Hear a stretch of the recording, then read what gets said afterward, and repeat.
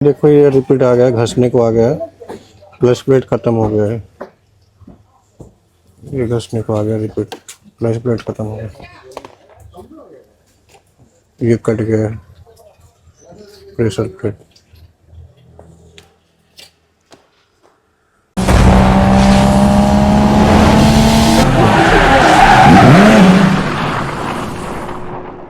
Once again, welcome to SN automotive. आज हम लोग जो गाड़ी के ऊपर काम करने वाले हैं वो रहने वाला है इंडिया का one of the most favourite and loved sedan vehicle Swift Dzire. ये गाड़ी अपने रिलायबिलिटी एज वेल एज अपने लो कॉस्ट पार्ट्स के लिए बहुत ज्यादा फेमस है इंडियन मार्केट में। ये गाड़ी हमारे पास जो काम के लिए आई थी उसका जो transmission as well as suspension system है उसमें काफ़ी ज़्यादा प्रॉब्लम्स आ रहे थे। तो हम लोगों ने गाड़ी के तभी अच्छे से इंस्पेक्शन के तभी हम लोग को समझा कि इसमें कुछ पावर ही नहीं रह गई है। तो पावर जो है वो ट्रांसमिशन से आती है। तो हम लोगों ने सबसे पहले इसका गियर बॉक्स जब भी उतारा तभी देखा कि क्लच जो है पूरा वॉर्न आउट हो गया। तो हम लोगों ने इसके क्लच को जो है वो रिप्लेस कर दिया है। एज वेल एज इसके सस्पेंशन सिस्टम में front shock absorber, link rod, steering rack को हम लोगों ने रिपेयर करके लिया हुआ है। जितने भी बुशेस थे उसको हम लोगों ने रिप्लेस किया है। पूरे सस्पेंशन को हम लोगों ने अच्छे से ओवरहॉल करके रिफिट किया है।